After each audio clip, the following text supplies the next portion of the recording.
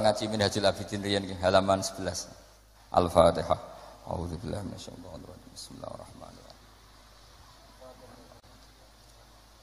Shiratal ladzina an'amta 'alaihim ghairil maghdubi 'alaihim waladdallin. Kula terusaken nggih kultu al-ashah wa anna Muhammadar Rasulullah.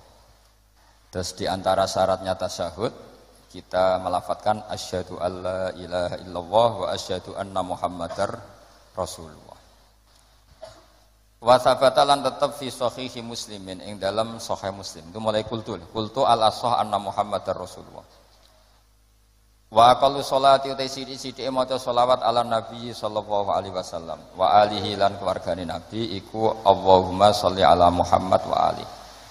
Terus untuk syarat sah itu cukup melafatkan Allahumma sholli ala Muhammad wa ala alihi. Itu syarat pokok sah. Supaya nanti yang latihan sholat itu ora berat-berat. Nah, mbok latih nganti kama sholeta itu sumpek, ape ngapalno wis sumpek. Sampeyan aja bayangno sing ngiyai wis suwi, bayangno sing lagi masuk napa? Islam utawa sing lagi gelem sholat. Nah, sing bangsa lagi gelem sholat itu golekno paket paling hemat, napa? Jadi pokoknya cukup Allahumma sholli ala Muhammad. Terus kita harus belajar aqallul fardhu. Ya, jadi meskipun idealnya adalah wa sholli ala sayyidina Muhammad wa ala ali sayyidina Muhammad kama shallaita ala sayyidina Ibrahim, itu ideal, napa? Ideal. Tapi untuk memenuhi syarat sah hanya cukup Allahumma sholli ala Muhammad. Terus sing lagi gelem salat iku ora usah kei paket sing jelimet. Cukup Allahumma sholli ala Muhammad wa ala ali. La wa ziyadatu te nambahi ila hamidum majid maring lafat innaka hamidum majid iku sunnatun iku sunnat fil akhiri ing dalam tasyahud akhir. Itu jelas ya. Melafatkan sholawat sampai finish innaka hamidum majid itu hanya berstatus sunnat. Sing paling pokok namung Allahumma sholli ala Muhammad. Ya, ini penting supaya kita bisa mentoleransi atau memaklumi saudara-saudara kita sing nembe napa? Nembe napa? Salat. Nembe salat mbok ajari nganti buar ya. Yo kacau. Agama ini pokoke yasiru wala tu'asiru, basyiru wala tunaffiru. Mun kula terusno. Wa kadza wa kas sunnat addu'a tidu atau wa kadza wa ka hukmit tasyahud nganti hamidum majid addu'a tidu ba'dahu sakwise ikilah hamidum majid. Terus doa setelah itu juga berstatus sunat. Umumnya jenengan donga napa nak bar hamidum majid? Allahumma inni a'udzubika min adzabil qabri wa min adzabin nar wa min fitnatil mahya wal mamati wa min fitnatil masiihid dajjal. Itu juga berstatus napa? Sunnat. Jadi pentingnya ulama itu akan milah-milah mana yang dilakukan standar ideal, mana yang harus dilakukan standar apa? Fardu atau minimal. Jagani orang yang baru masuk Islam atau baru mau sholat. Ora sholat puluhan tahun terus kon ngapal Allahumma inni a'udzubika pusing. Apalagi kalau sering dengar dajjal dikira nama baik terus anaknya dijinakno dajjal. Itu banyak loh. Saya tuh punya teman namanya Dolin. Tak tanya kenapa namanya Dolin, kan ada di Quran. Jadi kadang orang itu mikirnya itu, saya pernah punya santri sorogan, itu nak moco waqala syaitanu lamma qudial amru. Di mana nih waqala lan ngendikan. Sapa asyaitanu setan. Lho itu setan kok ngendikan. Ini kan Quran. Karena bacanya tafsir apa? Jalalain. Ayat itu kan ada di Quran, makanya dia maknani waqala lan ngendikan sapa asyaitanu setan. Tak tanya, ini setan kok ngendikan? Kan di Quran Gus, karena sedang maknani apa? Quran. Ya artinya kalau orang awam kamu ajari wa min fitnatil mahya wal mamati wa fitnatil masih dajjal, pikirannya kok terkenal sekali dajjal itu. Sampai sholat saja disebut. Itu kalau sampai ngidolakan itu sama yang dosa itu.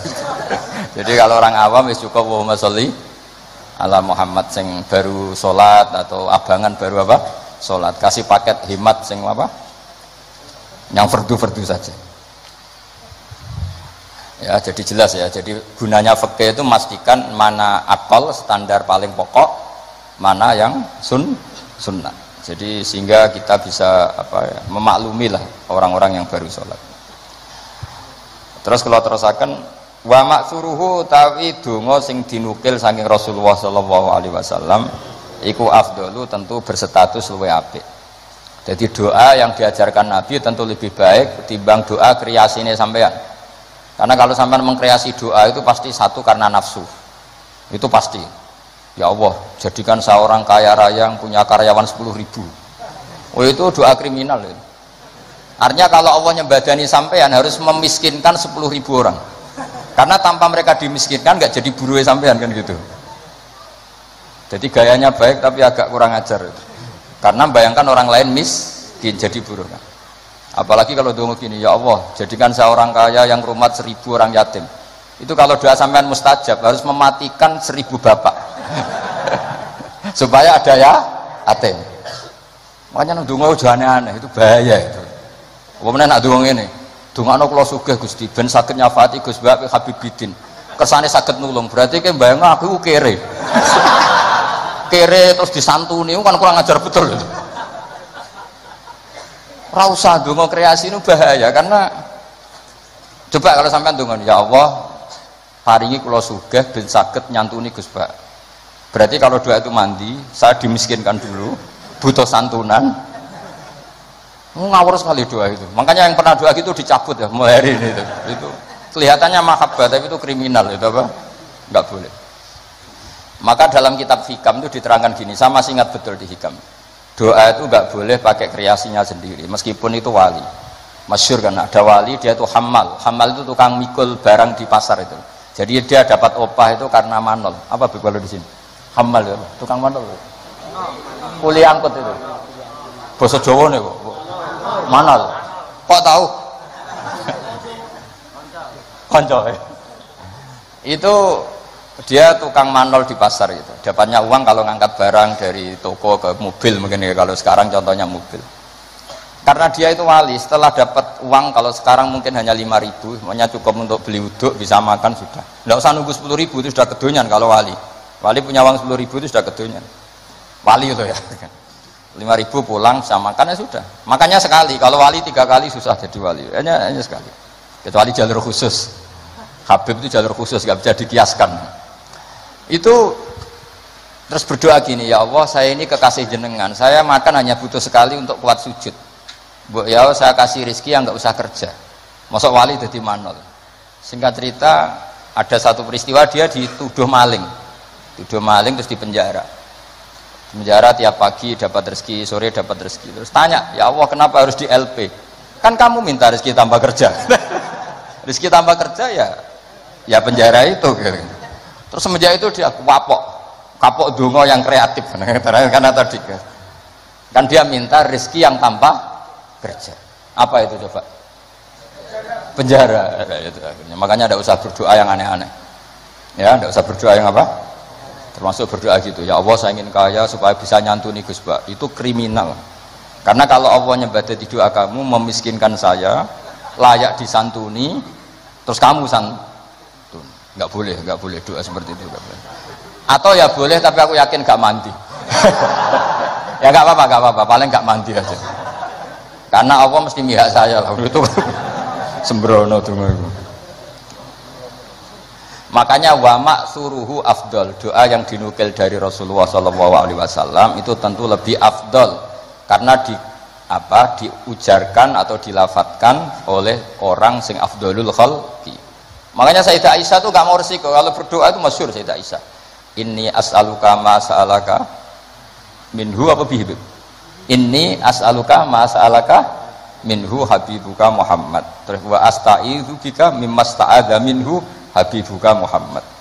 Jadi saya minta sesuatu yang pernah diminta oleh kekasihmu yaitu Nabi Muhammad, dan saya berlindung dari sesuatu yang pernah nabimu berlindung. Jadi karena nggak mau resiko. Ada sahabat berdoa, ya Allah berikan saya kesabaran yang sempurna. Itu sama Nabi ditegur, jangan kamu tidak kuat. Karena kesabaran yang sempurna di bojo mati, di anak mati, sing ngutangi nageh, tangga ora percaya, nyai gagal. Karena kalau minta sabar yang sempurna kan ujiannya harus ekstrim. Bojo minggat, anak minggat. Makanya kan Nabi jangan minta doa seperti itu. Nanti kamu tidak kuat. Padahal kesannya religius, minta ya Allah saya jadi orang yang sabar. Karena sama Nabi ditegur, jangan kamu ndak.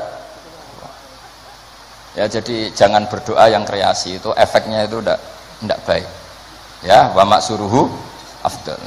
Kalau kesusahan ya semuanya Rabbana atina fid dunya hasanah. Ya itu aja aman ya, apa? Aman itu. Doa sabu jagat kata orang-orang itu pokoknya Rabbana atina fid dunya hasanah wa fil akhirati hasanah wa qina adzabannar. Jadi wa maksuruhu afdalu. Pun mriki wonten bawah menapa. Utawi donga sing dinukil sangka Rasulullah sallallahu alaihi wasallam iku afdalul luwih utama. Wa minhu lan iku setengah saking maksur utawi donga Allahumma firli ma qaddamtu wa ma akhartu. Ada yang hafal? Terus wa ma akhartu wa ma asrartu wa ma asraf. Urutannya dulu. Allahumma firli ma qaddamtu wa ma akhartu wa ma asrartu wa ma a'lantu. Terus antal muqaddimu. Kok nak bab donga hafalan ya? Tukang jaluk ternyata. Teruskan. Ila ila anta subhanak terus ini kuntu itu mesti malaikat selangit bilang kamu sudah tahu kalau kamu minal zalimin. Inni kuntu minal zalimin. Terus ada lagi yang populer, Allahumma firli dzambi kullah, terus dikohu wa jillahu wa awalahu wa akhirahu wa alaniyatahu wa sirrah. Jadi doa yang maksur itu lebih apa? Afdol. Tapi tadi ya kalau untuk ngajari orang awam nggak boleh panjang-panjang, terutama yang jadi imam. Nanti kasihan yang jadi apa? Makmum. Jadi ajarannya Nabi itu kalau orang jadi imam, sholatnya itu disuruh cepat. Itu zaman sahabat. Cepat tuh nunggu disuruh. Alhamdulillah kan kita tanpa disuruh sudah cepat. Jadi zaman sahabat itu zaman masih waras, sehingga untuk sholat cepat saja nunggu diperintah Rasulullah. Andai kan Rasulullah menangi zaman akhir, pernah perintah cepat apa enggak? Oh enggak pernah, karena sudah cepat sekali, sudah tidak cepat lagi ya Pak. Cepat sekali, malah mungkin agak dilarang. Maksudnya cepat tidak seperti itu. Karena kita sudah parah. Masa terawih hanya berapa? 7 menit ya? Itu 20 rakaat. Berarti 7 menit itu berapa berarti? Itu dibagi 20, berarti per 3 menit ya? Dapat 2 rakaat. Itu parah itu. Untungnya sholat sunat, kalau sholat fardu tak demo itu. Ya itu ya, jadi termasuk yang warid atau maksur adalah Allahumma firli ma qaddamtu wa ma akhartu saterusnya. Wa yusannu lan den sunanto apa ala yazida ing yen ora nambe apa doa ala qadri tasyahudi ing atase kadar tasyahud wa sholati lan kadar sholawat ala nabi sallallahu alaihi wasallam. Nah ini fikih yang sangat saya setuju. Sebaiknya kalau minta sesuatu kepada Allah tidak melebihi sighatus tasyahud atau sighatus sholawat ala Rasulillah sallallahu alaihi wasallam. Ini fikih yang sangat etis menurut saya, sangat beretika. Mosok nyebut Nabi Allahumma sholli ala Muhammad, berapa kalimat Allahumma sholli ala Muhammad misalnya 3 kalimat, padahal Nabi yang mensyafaati kita, yang sudah baik mengeluarkan kita minadz zulumati ilan nur. Tapi ketika kepentingan kita bisa berkalimat-kalimat. Iku jare Allah mesti ngene, iki piye? Eling nabine mau tolong kalimat, eling hajate dhewe berkalimat-kalimat. Iku gak ada etika. Mulane nek ndonga ku aja nglangkai kadar tasyahud dan sholat alan Nabi. Makanya saya itu termasuk orang yang kalau baca sholawat itu jarang berdoa, mau sidik tok di belakang. Jangan sholawatnya sedikit, kemauannya banyak. Makanya sholawat masisiyah itu menurut saya itu bagus sekali, karena nyifati Nabi panjang sekali. Nabi adalah orang yang manfalakotil anwar waratakotil haqo'ib, disifati banyak baru minta sedikit.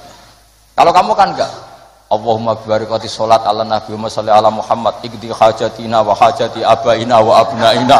Terus bakas bapak boe tanggane nyebutin Nabi pisan tapi nyebut hajatnya enggak barbar. Itu sangat tidak sopan dalam aturan yang benar. Tapi dalam aturan toleransi itu tidak apa-apa, wong ilmunya baru sampai situ, paham ya? Jadi ini jelas ya, apa wa yusannu apa tadi itu?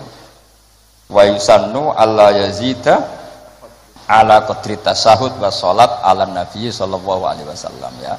Doa itu ya sunat tapi usahakan proporsinya jangan lebih panjang ketimbang apa? Syahadat dan sholat. Karena ini menyangkut etika. Menyangkut apa?